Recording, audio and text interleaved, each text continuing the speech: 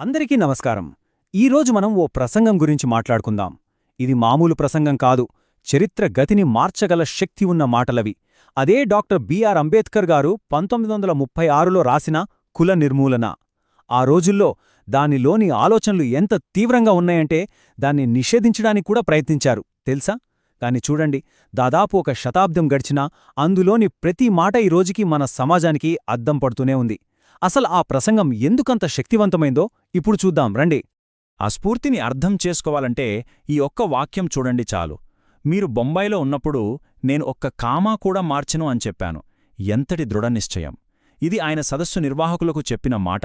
అంటే ఇది కేవలం ఒక ప్రసంగంపై జరిగిన వాదనే కాదు, ఇది తన భావజాలం కోసం, తన మేధో స్వేచ్ఛ కోసం ఆయన చేసిన ఒక గర్జన అన్నమాట.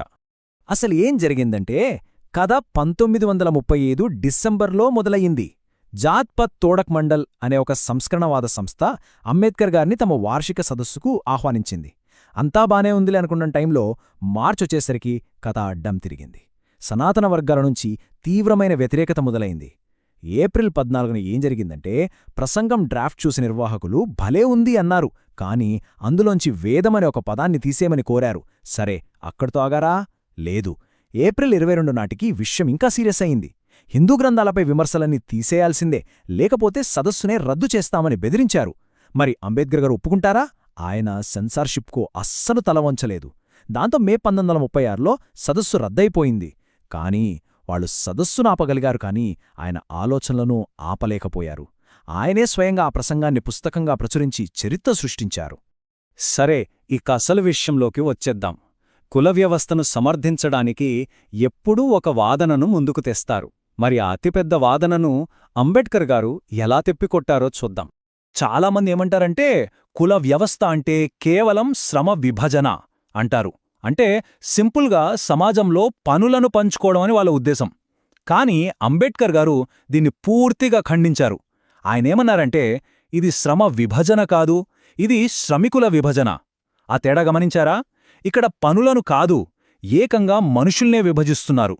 వాళ్లను ఒకరిమీద ఒకరిగా పైవాళ్లు కిందివాళ్లు అని గ్రేడ్లు వేసే కఠినమైన వ్యవస్థ ఇది. మీలో టాలెంట్ ఉందా లేదా అనేది ఇక్కడ ముఖ్యంగాదు, మీరు ఎక్కడ పుట్టారు అనే దాన్ని బట్టే మీ పని ఏంటో నిర్ణయించబడుతుంది. దీనివల్ల ఏమవుతుంది? ప్రజలు తమకు ఏమాత్రం ఇష్టం లేని పనుల్లో ఇరుక్కుపోయి నిరుద్యోగం పెరిగిపోతుంది. అసలు ఈ శ్రామికుల విభజన వల్ల జరిగే నష్టాలు మామూలుగా ఉండవు, చాలా తీవ్రమైనవి. ఆలోచించండి, ఒక వ్యక్తి తనకు ఇష్టమైన పనిని ఎంచుకునే ప్రాథమిక హక్కునే ఇది లాగేసుకుంటుంది. ఒకరికి ఏమాత్రం నచ్చని, నైపుణ్యం లేని పనిలో జీవితాంతం బందీగా ఉండిపోవాల్సి వస్తుంది. సహజంగానే ఇది పనిమీద విరక్తిని, అసమర్థతను పెంచుతుంది. సింపుల్గా చెప్పాలంటే మనిషి సహజమైన శక్తిని కొన్ని కృత్రిమమైన సామాజిక నియమాలకు బలిపెట్టడమే ఇది. ఇక్కడే అంబేద్కర్ గారు కులాన్ని వర్ణించడానికి ఒక చాలా పవర్ఫుల్ రూపకాన్ని వాడారు. సమాజం ముందుకు వెళ్లకుండా దారికి అడ్డంగా నిలగడిన ఒక రాక్షసితో పోల్చారన్నమాట. ఆయన చాలా సూటిగా ఒక ప్రశ్న అడిగారు. ఒక దేశం రాజకీయ సంస్కరణలు తేవాలనుకుంటోంది, మరి ఈ కులమనే సమస్యను పక్కన పెట్టి నిజమైన సంస్కరణలు సాధించడం సాధ్యమేనా? దానికి ఆయన ఇచ్చిన సమాధానం ఒక్కటే, చాలా స్పష్టంగా ఉంది. ఆ రాక్షసిని చంపకుండా అది అసాధ్యం.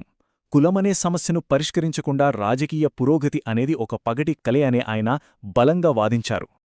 ఇదే లాజిక్ను ఆయన ఆర్థిక రంగానికి కూడా అప్లై చేశారు. మరో ప్రశ్న వేశారు, కులం ఇలాగే ఉన్నంతకాలం ఒక దేశం ఆర్థికంగా సంస్కరణలు తీసుకురాగలదా? మళ్ళీ సమాధానం ఒక్కటే, ఆ రాక్షసిని చంపకుండా సాధ్యం కాదు. ముఖ్యంగా ఆ రోజుల్లోని సోషలిస్టులను ఉద్దేశించి ఆయన సూటిగా అడిగారు, మీరు ఆర్థిక సమానత్వం గురించి, విప్లవం గురించి పెద్ద పెద్ద మాటలు మాట్లాడుతున్నారు, మంచిదే. కాని కులమనే ఈ పెద్ద రాక్షసిని దారిలో అడ్డుపెట్టుకుని అదంతా ఎలా సాధిస్తారు? సరే, ఇంతకీ ఈ రాక్షసి అంటే ఏంటి? అది మరేదో కాదు, కులం యొక్క సామాజిక, మతపరమైన నిర్మాణమే. మరి అది మన సమాజానికి ఏం చేస్తోంది? ఐక్యత లేకుండా చేస్తోంది, జనాల్లో ప్రజాస్పృహను చంపేస్తోంది, నైతికతను నాశనం చేస్తోంది, చివరికి అన్ని రకాల అభివృద్ధికి ఒక అడ్డుగోడలా నిలబడుతోంది. అందుకే అంబేద్కర్ గారు ఒక్క మాటలో తేల్చి చెప్పారు, కులమనే పునాదుల మీద మీరు ఎలాంటి భవనం కట్టినా అది నిలబడదు, ఖచ్చితంగా కూలిపోతుంది. ఓకే, సమస్యను ఇంత లోతుగా విశ్లేషించారు కదా, మరి పరిష్కారమేంటి? ఇప్పుడు అంబేడ్కర్ గారు ప్రతిపాదించిన ఆ పరిష్కారమేంటో చూద్దాం. అయితే ఆయన చెప్పిన పరిష్కారం ఎందుకంత వివాదాస్పదంగా మారిందో కూడా తెలుసుకుందాం. అంబేడ్కర్ గారి లాజిక్ ఒక గొలుసుకట్టులా సాగుతోంది. స్టెప్ బై స్టెప్ చూద్దాం. 1. మన లక్ష్యమేంటి? కులాన్ని పూర్తిగా నిర్మూలించడం. 2. మరి అందరూ చేసే ప్రయత్నాలేంటి? ఉపకులాలను రద్దు చేయడం, అందరూ కలిసి భోజనాలు చేయడం. ఇవన్నీ పైపై మెరుగులే తప్ప కులమనే భావనను మనసులోంచి చంపలేవు. 3. మరి అసలైన పరిష్కారమేది? కులాంతర వివాహం. ఆయన దృష్టిలో ఇది ఒక్కటే కులాన్ని కరిగించగలదు. ఎందుకంటే ఇది ప్రజలను రక్త సంబంధంతో ఒక్కటిగా కలుపుతుంది. 4. సరే, దీనికి అతిపెద్ద అడ్డంకేంటి? కులాన్ని పవిత్రంగా ఆమోదించే మతగ్రంథాలు. ఇక్కడే ఆయన అత్యంత తీవ్రమైన, తప్పించుకోలేని ముగింపుకు వచ్చారు. 5. కులాన్ని నాశనం చెయ్యాలంటే అది ఏ మతపరమైన భావనల మీదైతే నిలబడి ఉందో ఆ భావనలనే నాశనం చెయ్యాలి.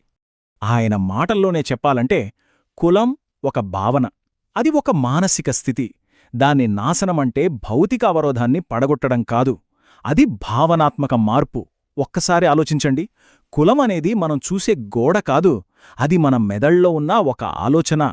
అందుకే అసలైన పోరాటం బయట కాదు, మన ఆలోచనా విధానంతోనే జరగాలి అని ఆయన చాలా స్పష్టంగా చెప్పారు. సరే, కూల్చడం గురించి చాలా మాట్లాడాం కదా, మరి నిర్మాణం సంగతేంటి? పాత వ్యవస్థ స్థానంలో అంబేడ్కర్ గారు ఎలాంటి కొత్త సమాజాన్ని నిర్మించాలనుకున్నారో, ఆయన విజన్ ఏంటో ఇప్పుడు చూద్దాం. ఆయన ఏమన్నారంటే, నా ఆదర్శం స్వేచ్ఛ, సమానత్వం మరియు సౌభ్రాతృత్వంపై ఆధారపడిన సమాజం. ఈ ఒక్క వాక్యం చాలు ఆయన దార్శనికత ఎంత గొప్పదో చెప్పడానికి. ఇది మనల్ని ఫ్రెంచ్ విప్లవం నుంచి ఆధునిక ప్రజాస్వామ్యం వరకున్న గొప్ప ప్రపంచ సూత్రాలతో కలుపుతుంది. మరి ఆయన ఊహించిన ఆ ఆదర్శ సమాజం ఎలా ఉంటుంది? అందులో ప్రజాస్వామ్యమంటే కేవలం ఓటు వేయటం కాదు, అదొక జీవన విధానం. సామాజిక ఏకీకరణ ఉంటుంది. అంటే అన్ని వర్గాల ప్రజలు ఎలాంటి అడ్డంకులు లేకుండా స్వేచ్ఛగా కలిసిమెలిసి ఉంటారు.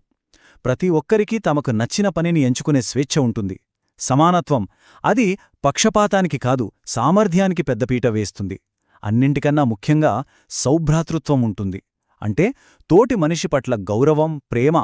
గమనిస్తే ఇది కేవలం చిన్న మార్పు కాదు, ఇదొక సంపూర్ణ సామాజిక పరివర్తన కోసం ఆయన ఇచ్చిన పిలుపు.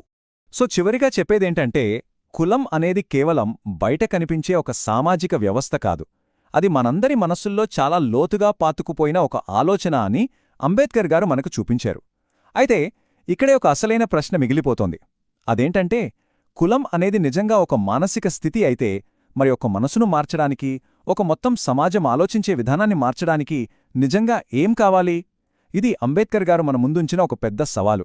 దీని గురించి మనమందరం ఆలోచించాల్సిన అవసరం ఉంది.